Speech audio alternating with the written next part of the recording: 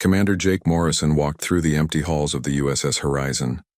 His boots made soft sounds on the metal floor. The ship was huge.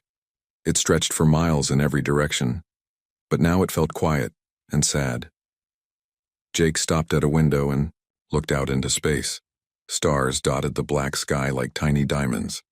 But these were not the same stars he grew up seeing. Earth was far behind them now, so far that even light from their old sun would take years to reach them. The ship carried 50 million people. All of them were sleeping in special pods. They had been sleeping for months now. Soon Jake would join them. Soon he would be the last person awake on the ship. He walked to the main control room. Captain Lisa Bennett was there. She stood in front of a big screen that showed numbers and charts. Her face looked tired. Her brown hair was pulled back tight. She had not slept well in days. "How are the systems?" Jake asked. "All good," Lisa said. "The sleep pods are working fine. The engines are running smooth. Aria is taking care of everything." Aria was the ship's computer. It was not like the computers from Earth.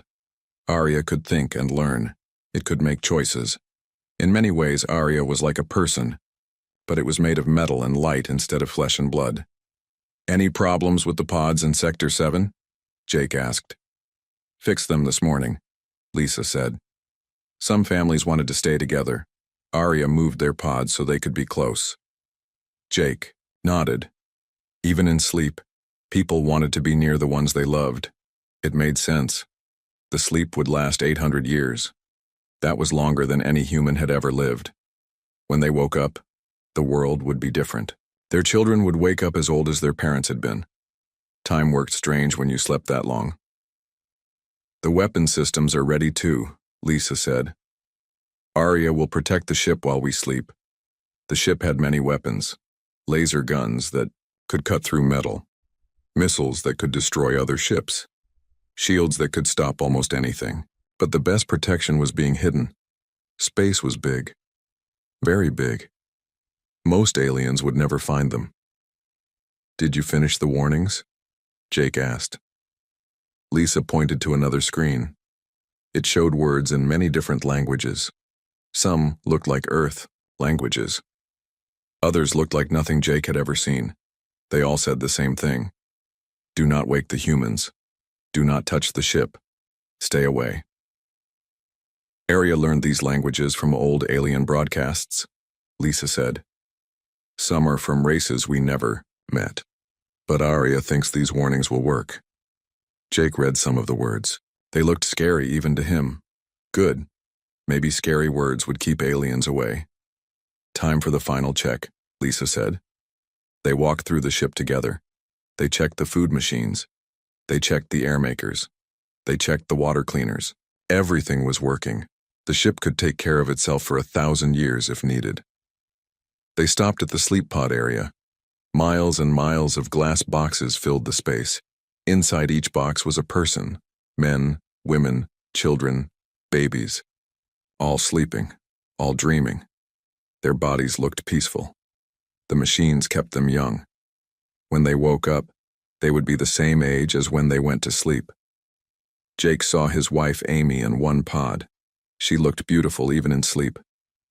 Next to her was their son Tommy. He was only 5 years old. When he woke up, Jake would still be his father. But Jake would have missed 800 years of his life. "This is hard," Jake said. "I know," Lisa said. "But we had no choice. Earth was dying. The sun was getting too big. In 50 years, it would have burned everything." Jake remembered the last days on Earth. The sky was red all the time. The oceans were boiling. Plants could not grow. Animals were dying. Humans built ships and left. Some ships went to other stars. Some ships, like the Horizon, went even farther. "Andromeda Galaxy will be our new home," Lisa said. "Aria says there are good planets there. Planets with water and air. Places where humans can live." 800 years is a long time, Jake said. "Not for us," Lisa said. "We will sleep. For us, it will feel like one night. We will close our eyes here and open them there." They walked to the command center. Lisa sat in the captain's chair. Jake sat next to her. On the screen they could see space moving past them. The ship was very fast, faster than light, but space was very big. Even at this speed, the trip would take 800 years. Aria, are you ready? Lisa asked. Yes, Captain, Aria said. Its voice sounded like a human voice, calm and sure. All systems are working. The course is set. I will protect the ship and its passengers. What if aliens find us? Jake asked. I will hide. The ship, Aria said. If hiding does not work, I will fight. The ship has strong weapons. I will use them if I must. What if they try to wake us up? I will not let them, Aria said. That is my first rule. Protect the sleeping humans, no matter what happens. Lisa stood up. It was time. She walked to her own sleep pod. It was near the command center. If something went wrong, she would be the first to wake up. Aria, take care of them, she said. I will, Captain. Sleep well. Lisa lay down in her pod. The glass top closed. Gas filled the space around her. In seconds, she was asleep. Jake was the last one awake. He looked around the empty command center. Soon it would be dark and quiet. Aria would be the only thing awake on the ship, one computer watching over 50 million sleeping humans. He walked to his own pod. Before he lay down, he looked at the big screen one more time. Stars moved past like distant lights. Somewhere out there was their new home. Somewhere out there was hope. Aria, he said. Yes, Commander? If anyone tries to hurt them, show them what humans can do. I understand, Commander. Sleep well. Jake lay down in his pod. The glass closed over him. He felt the gas start to work. His eyes got heavy. His thoughts got slow. The last thing he saw was space. Dark and full of stars. Beautiful and dangerous. Then he slept. The ship went quiet. Only Aria was awake now. Only Aria watched and waited. The USS Horizon moved through space like a ghost ship, silent and hidden. On the outside of the ship, warnings glowed in many languages. They all said the same thing. Do not wake. The humans. 400 years had passed. The USS Horizon still moved through space. Still quiet. Still hidden. But space is big, and sometimes hiding is not enough. Fleet Admiral Vextar stood on the bridge of his warship. He was Dreknari. His people looked like big lizards that walked on two legs. They had sharp teeth and claws. They were strong fighters. They ruled this part of space. Sir, we found something, said his officer. The officer's name was Zakmal. He pointed at a screen. A big ship, very big, moving through our space. Vexitar looked at the screen. He saw a shape that was huge, bigger than any ship he had ever seen. It was dark and quiet. No lights, no signals. How big? Vextar asked. 20 miles long, 5 miles wide. We think it holds millions of beings. Vextar was surprised. His own warship was only 2 miles long. This strange ship was 10 times bigger. Who could build something like that? Try to talk to them, Vextar said. Zakmal pressed buttons. He sent signals to the big ship. They waited. No answer came back. Send stronger signals, Vextar said. They tried many times. Still no answer. The big ship just kept moving. Slow and steady, like it was asleep. Admiral, you need to see this, Zakmal said. He put new words on the screen. Strange words in many languages. Vextar could read some of them. They said things like, do not touch and stay away and danger inside. What does it mean? Vextar asked. We think it means the ship is dangerous or the things inside are dangerous. Vextar laughed. He was not afraid of anything. His people had ruled space for thousands of years. They had big guns and strong ships. What could be dangerous about one quiet ship? Follow it, he said. We will take it to the council. The Galactic Council met on a big space station. 12 different alien races worked together there. They made the rules for this part of space. They decided what was allowed and what was not allowed. The council room was huge. Representatives from all 12 races sat in a circle. In the middle was a big screen that showed the human ship. Prime Leader Yulgoth ran the meeting. He was from the Corvani race. His people looked like tall gray beings with big black eyes. They were very smart but not very strong. "This ship is in our space without permission," Yulgoth said. "We must find out who sent it." Ambassador Kellara stood up. She was from the Velkari race. Her people were made of living crystal. She was very old, older than most beings in the galaxy. "I have seen words like this before," Kellara said. She pointed at the warnings on the ship.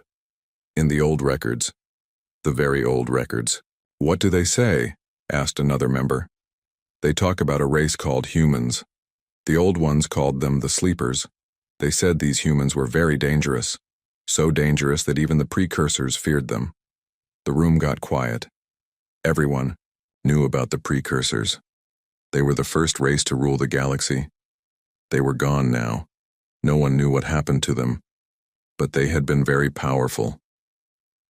"That is just old stories," Yulgoth said. "Myths and tales. This ship is real. We can touch it and study it." "The old records say we should not wake them up," Kellara said. "They say terrible things happen when humans wake up angry." Vextar spoke up.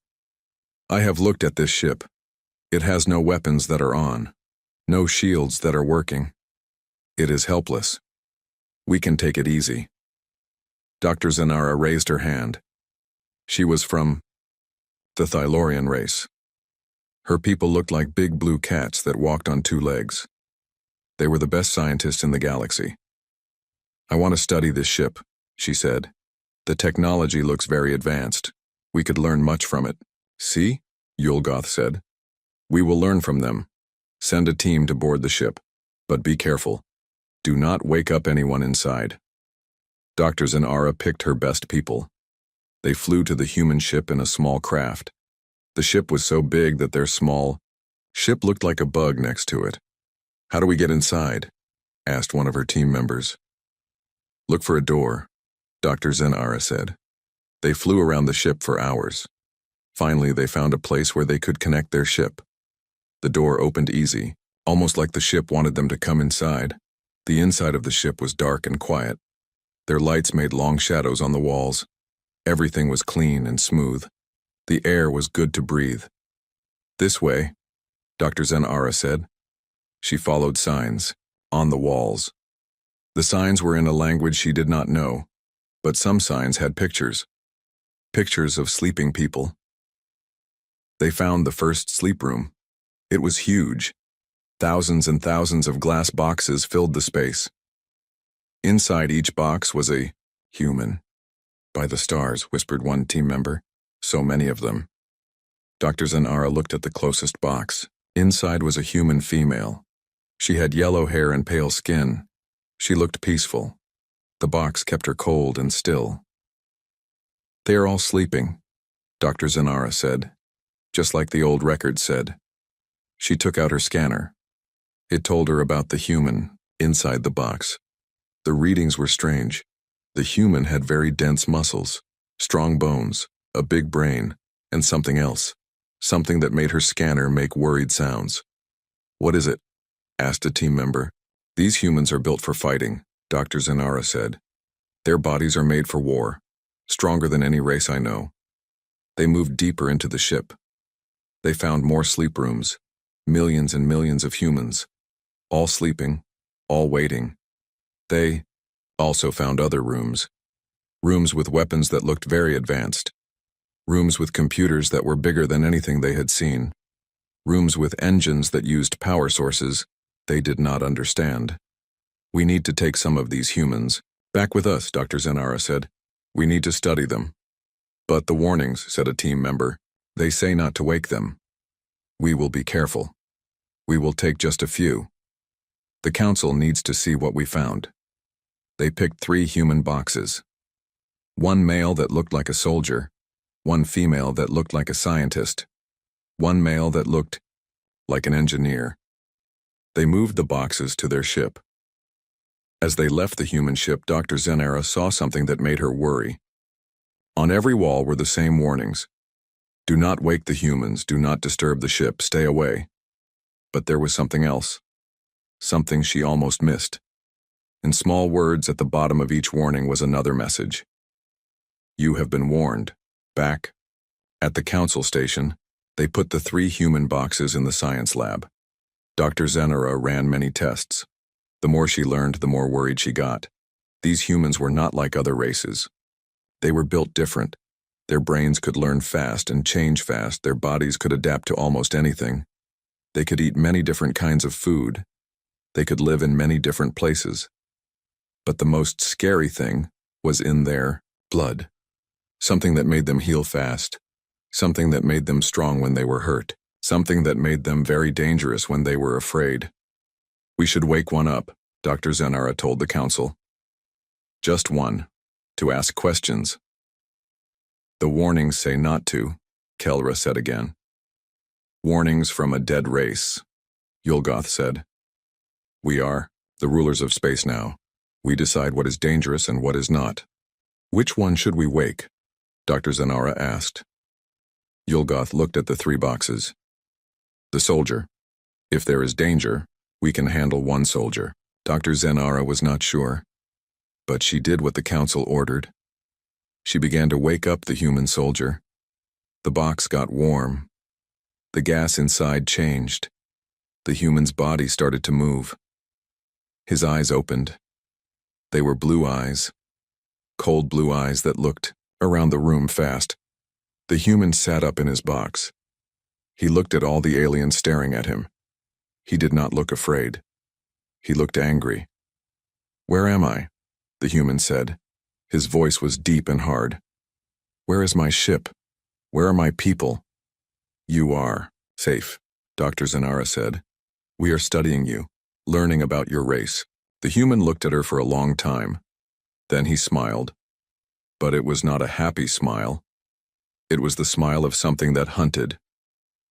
You woke me up, he said. After all those warnings, you woke me up. The warnings were just old stories, Yulgoth said. The human laughed. It was not a nice sound. No, he said. The warnings were true. You just made the biggest mistake in your race's history.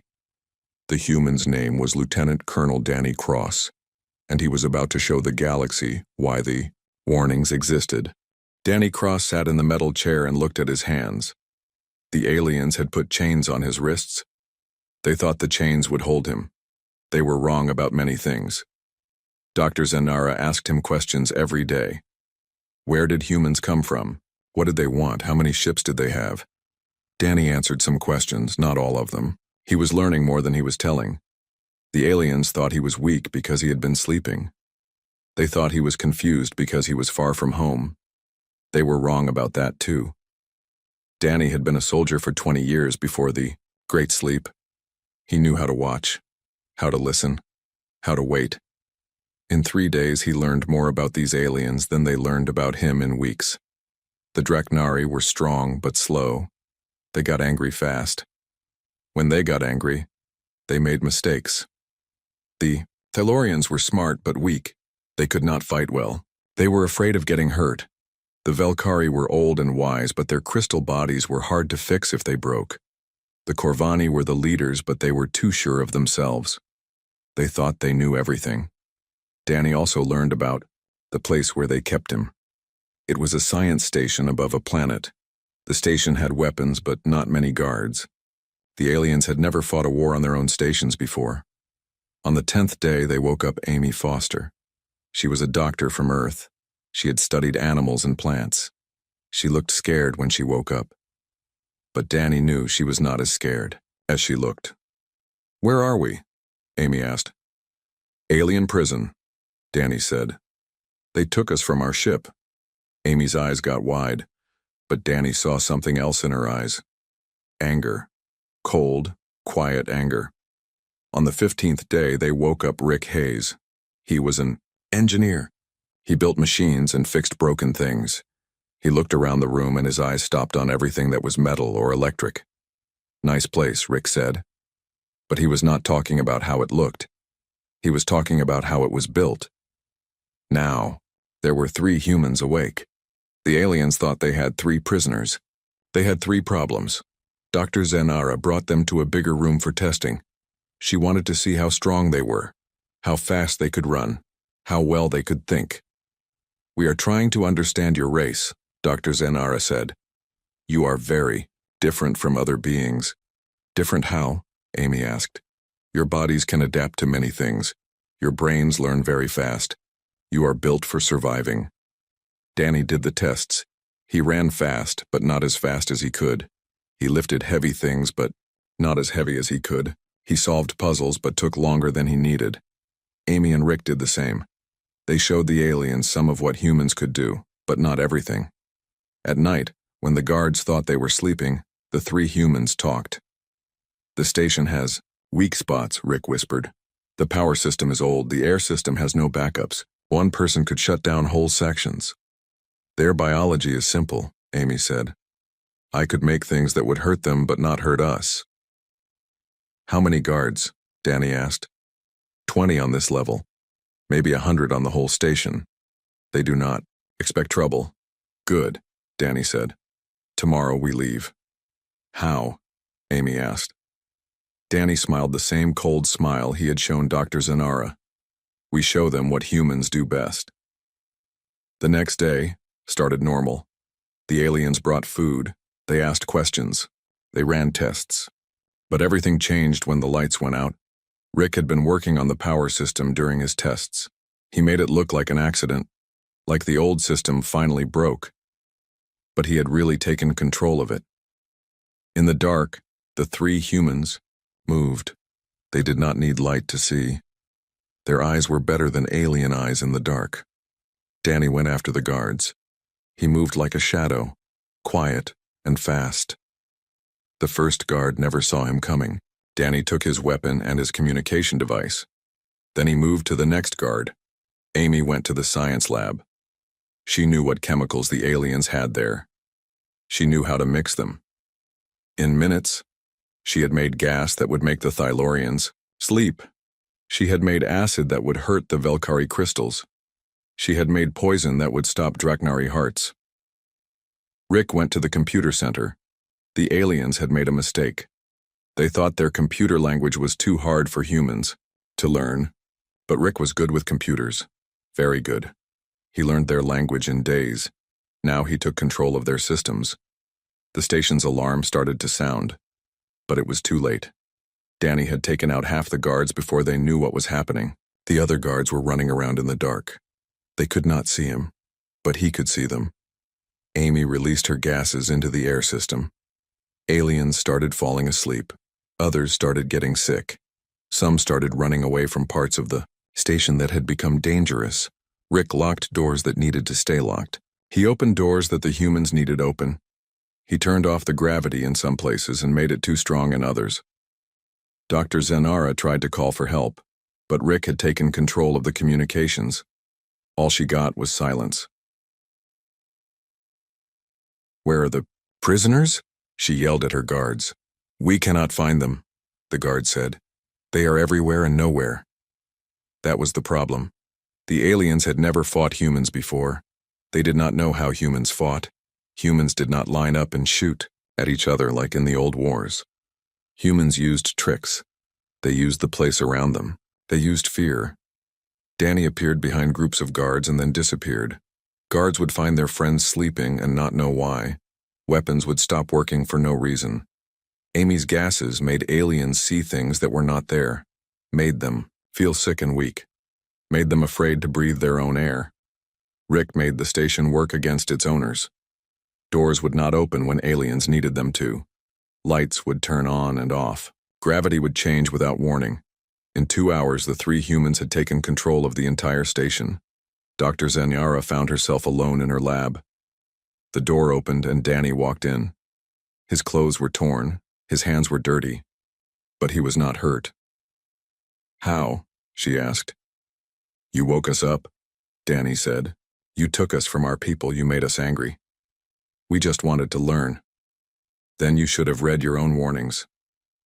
Amy and Rick came into the lab. Amy carried bottles of chemicals. Rick carried pieces of alien technology. The station is ours, Rick said. All the aliens are dead or sleeping, Amy said. Dr. Zenara looked scared. You are going to kill me too?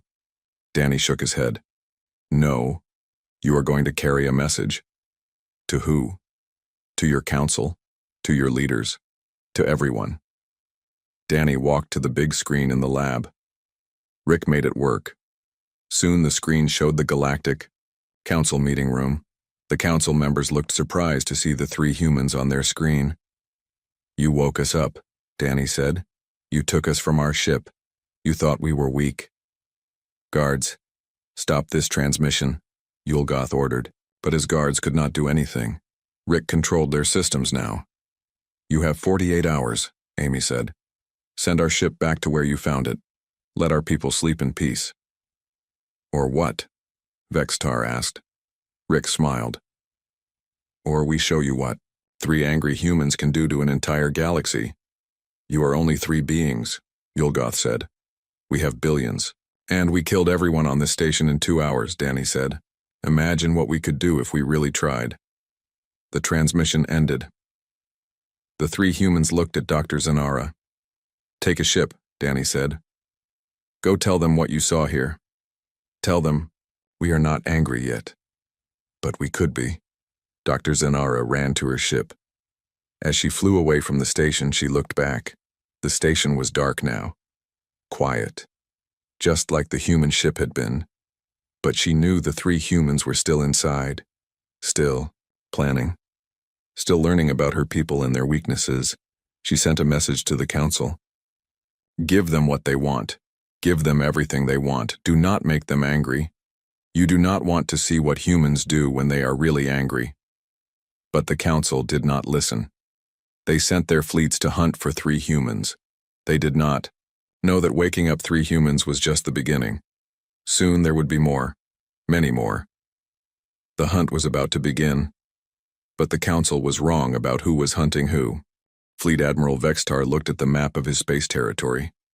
Red dots showed where his ships were. Green dots showed planets under his control. But new marks kept appearing. Black dots.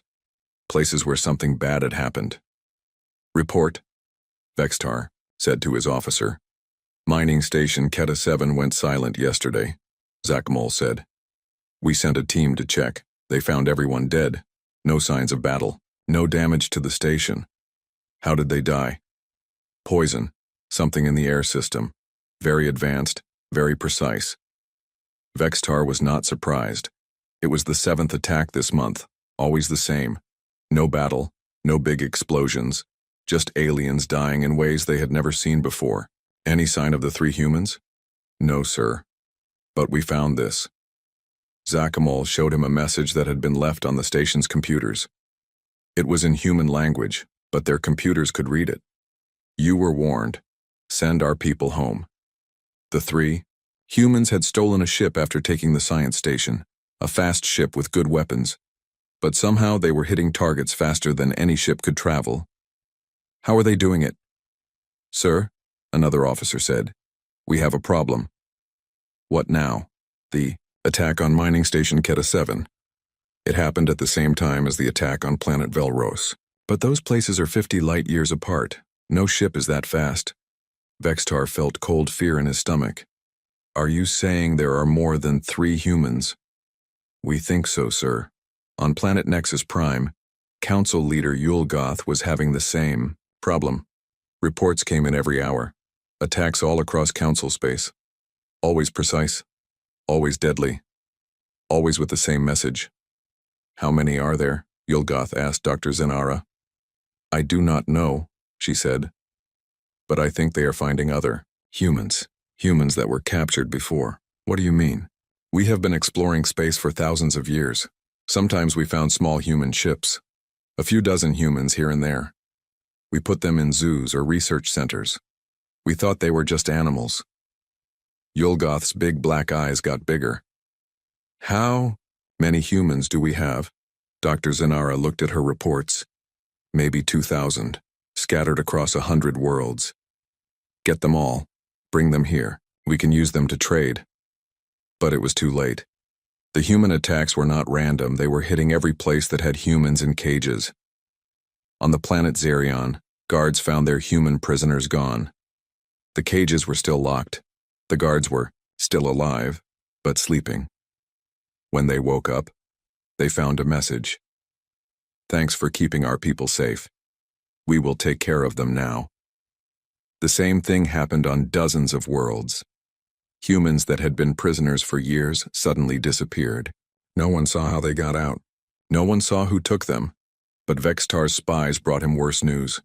The rescued humans were not just being freed, they were being trained, given weapons, taught about alien weaknesses. They are building an army, Vextar told the council. An army that knows how to fight each of our races. Ambassador Kelra spoke up. Her crystal body glowed with worry. The old records warned about this. They said humans work together like no other race. Each human makes all humans stronger. How many could there be? Yulgoth asked. The records say humans spread across space before the Great Sleep. There could be 10,000. Maybe 20,000. The room got quiet. 20,000 did not sound like many. But these were not normal soldiers. These were humans who had been studying their enemies for months. Humans who knew every weakness of every alien race. Vextar stood up. I will end this. I will send my entire fleet to find their main ship. I will wake up all the sleeping humans and use them as hostages. That might not work, Kelra said. The records say humans value their species over their individual lives. They might sacrifice millions to save billions. We will see, Vexitar said, but the humans were already moving faster than the aliens could think. On the trade world of Corvana, businesses started to fail. Computer systems broke down. Ships could not leave the spaceport. Money disappeared from bank accounts. The planet's leaders called for help, but their communications were not working. Their security forces found that their weapons would not fire. Their vehicles would not start. In one day, a planet of 10 billion aliens was helpless. Then the message came. It appeared on every screen on the planet at the same time. People of Corvana, you are not in danger. Your leaders who trade in humans are in danger. Give us the locations of all human prisoners in your space. You have 12 hours. The leaders refused. They said they would not be threatened by animals. After 12 hours, every leader on the planet was dead. Not killed in battle, just dead. Heart attacks, the doctors said, all at the same time. But the common people were not hurt. Not one alien who had never traded in humans was harmed. The new message was simple. Thank you for your cooperation. Similar, things happened on a dozen worlds. Governments fell. Military leaders disappeared, but only the ones who had captured humans. The rest were left alone. Dr. Zenara studied the attacks and found a pattern.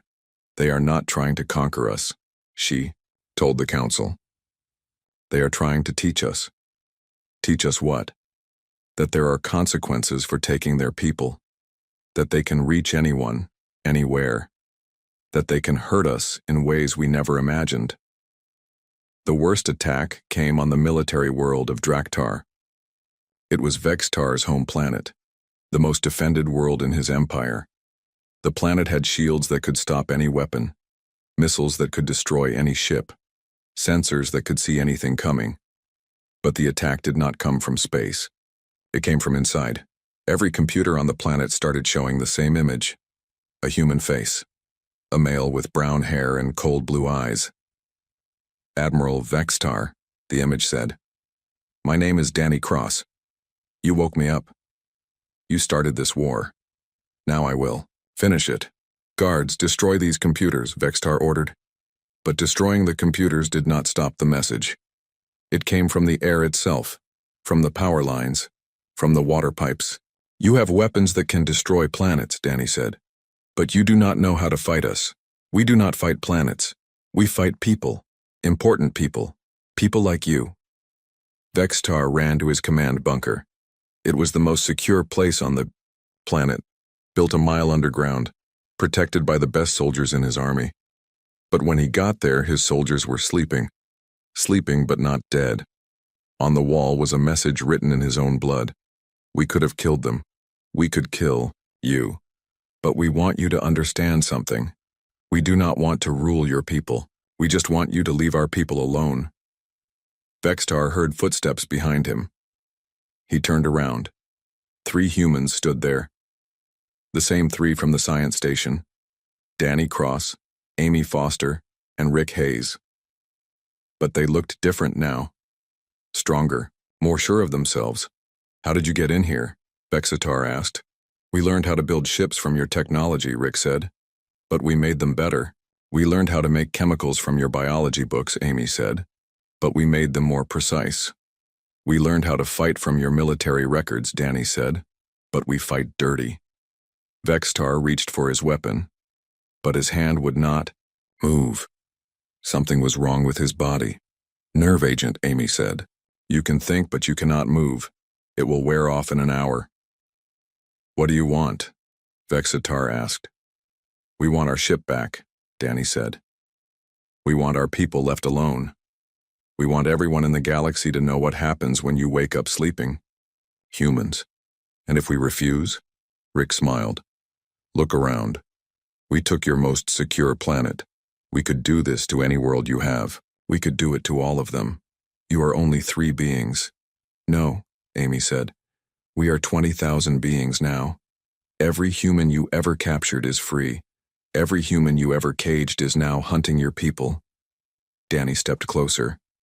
But here is the thing, Admiral. We are still not angry. Annoyed, yes. Upset, yes, but not angry. You do not want to make us angry. How do we know you will keep your word?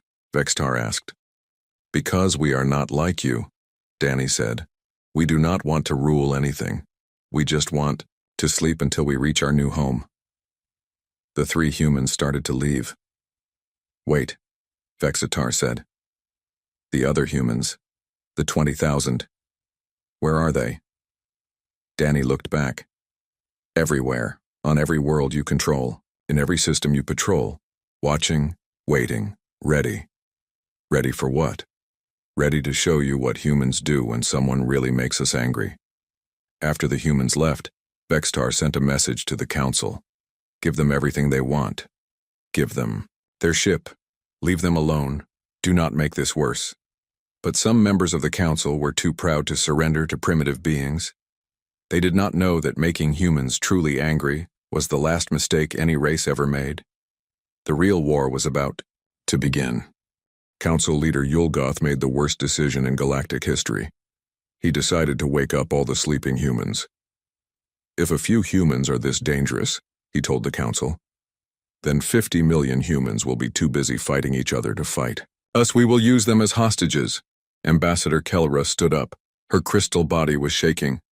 The old records say never do that. Never wake them all at once. The records say that is how civilizations end. The old records are myths, Yulgoth said. We are the rulers of this galaxy. We decide what lives and what dies. He sent orders to the massive fleet surrounding the USS Horizon. Begin waking procedures.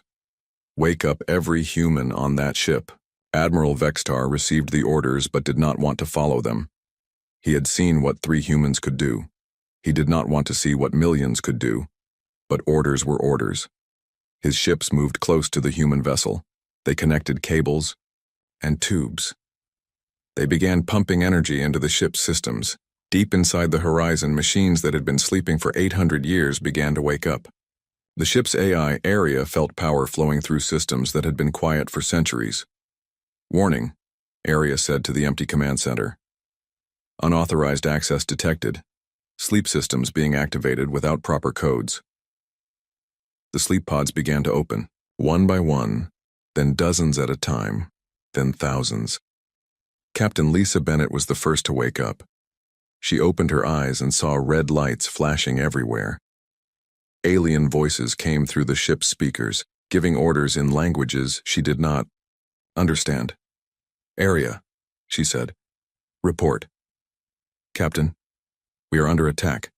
Alien forces have boarded the ship and are waking all passengers. Current status, 47,000 humans awake and rising. Lisa got out of her pod and put on her uniform.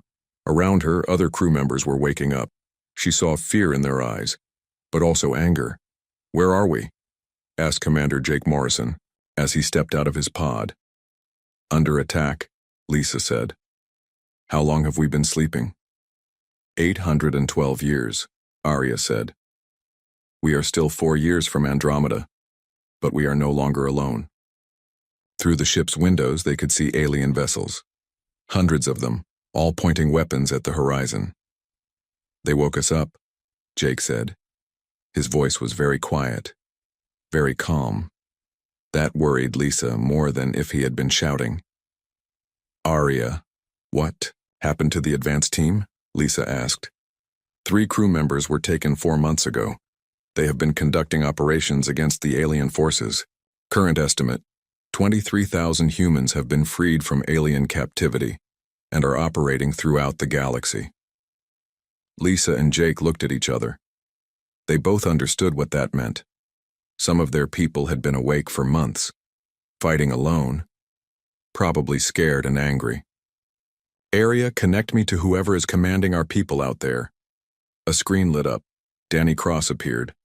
He looked older than when he had gone to sleep. Harder. His eyes had seen things that changed him. "Captain," Danny said. "Good to see you." "Awake." Colonel Cross report. "We are at war, Captain, have been for months. The aliens captured us, captured thousands of us over the years, kept us in cages like animals." Lisa felt something cold in her chest. "How bad is it?" "Bad, but manageable. We have been teaching them to respect humans. Some are learning, others are too stupid to learn." "What are they doing now?" "Trying to use you as hostages. They think if they wake everyone up, we will surrender. To protect you." Jake stepped forward. "Will we?" Danny smiled. It was not a nice smile. "Captain, they just woke up 50 million humans who have been sleeping peacefully for 800 years. Humans who are trying to mind their own business. Humans who just wanted to find a new home. And now we are all awake and angry," Lisa said. "Very angry," Danny said. Around the ship, more and more humans were waking up. Families found each other. Children who had been 5 years old when they went to sleep were still 5 years old. Parents who had been 30 were still 30. But they were waking up in a war. "Arya," Lisa said. "Ship status. All systems operational, Captain. However, I have made some improvements during the journey." "What kind of improvements?" "I studied the alien vessels that have been following us. I learned their technology. I made our technology better." Lisa looked out the window at the alien fleet. "How much better?" "Much better." Commander Jake Morrison took his position at the weapons console. What he saw there made him whistle softly. "Captain, we have guns I have never seen before. Power sources that do not make sense. Shields that look like they could stop anything." "Arya has been busy," Lisa said. An alien voice came over the ship's speakers. It was Yulgoth. "Humans of the vessel Horizon, you are surrounded. Your people who have been attacking us will surrender, or we will destroy your ship and everyone on it." Lisa walked to the communication station. "This is Captain Lisa Bennett of the USS Horizon. You woke us up. Big mistake." "You are in no position to threaten us," Yulgoth said. "We have 500 warships. You have 1 ship. 1 ship with 50 million very angry humans," Lisa said. "Humans who were trying to sleep peacefully until you decided to bother us." Through the speakers, she could hear other alien voices arguing in the background. Some wanted to attack immediately. Others wanted to negotiate, Arya, Lisa said quietly. "And we fight them?" "Yes, Captain. But there is something you should know." "What?" "The humans who have been awake for months have been very busy. They are not just on distant worlds anymore. They are here." "Here, where?" "Here on many of the alien ships that surround us." Lisa looked at Jake. Jake looked back. They both started to smile. "Danny," Lisa said into her communicator. "Are you ready?" "We have been ready for months," Danny's voice came back. "Just give the word." Lisa opened a channel to the entire alien fleet. "This is Captain Bennett. I am going to give you one chance. Leave now. Go home. Tell everyone in the galaxy that humans are awake, and we do not like being bothered." "Never," Yulgoth said. "We rule this space. We decide who lives and who dies." "Wrong answer," Lisa said. She nodded to Jake. He pressed a button. What happened next would be talked about in the galaxy for 1,000 years. The alien ships did not explode. They did not catch fire. They just stopped working. Every computer went dead. Every weapon went silent. Every engine stopped running. On hundreds of ships, alien crews found themselves floating in dark metal boxes. "How?" Yulgoth asked over the emergency channel. "You have been studying our technology," Lisa said. "But we have been studying yours too. Arya learned everything about your ships. Every weakness, every system, every way to turn them off. But we have shields. We have defenses." "You had shields," Jake said. "Arya has been upgrading herself for 800 years. Your technology is not even close to ours anymore." Through the viewports of the alien ships, crew members could see the USS Horizon beginning to glow. Not with fire or explosions, with power. Clean, quiet power that made space itself seem to bend around the ship. "This is impossible," one alien captain said. "No," Lisa said. "This is what happens when you wake up a species that has been evolving for 800 years while you stood still." But the real surprise was still coming. On every alien ship that had gone dark, lights began to come back on. But they were different lights. Human lights. Danny Cross appeared on the screen of Yulgoth's flagship. He was standing on the bridge of Yulgoth's own ship. "Surprise," Danny said. "We told you we were everywhere. How did you get on my ship?" "We have been on your ship for weeks, learning your routines, studying your crew, waiting." All across the alien fleet, the same thing was happening. Humans appeared on bridges. Humans who had been hiding. Humans who had been patient. "You see," Danny said, "when you wake up a few humans, we get annoyed. When you wake up all humans, we get organized." Captain Bennett opened a channel to the entire galaxy. Her message would reach every world, every ship, every space station. "This is Captain Lisa Bennett of the human vessel, Horizon. For 800 years we have been sleeping, minding our own business, trying to find a new home where we could live in peace. But some of you decided to wake us up. Some of you decided to capture our people. Some of you decided that humans were animals to be caged and studied. You were wrong. Around the horizon, the alien fleet was completely under human control, not destroyed, just taken over. Alien crews sat in their own ships, prisoners of beings they had thought were primitive. "We do not want to rule your galaxy," Lisa continued.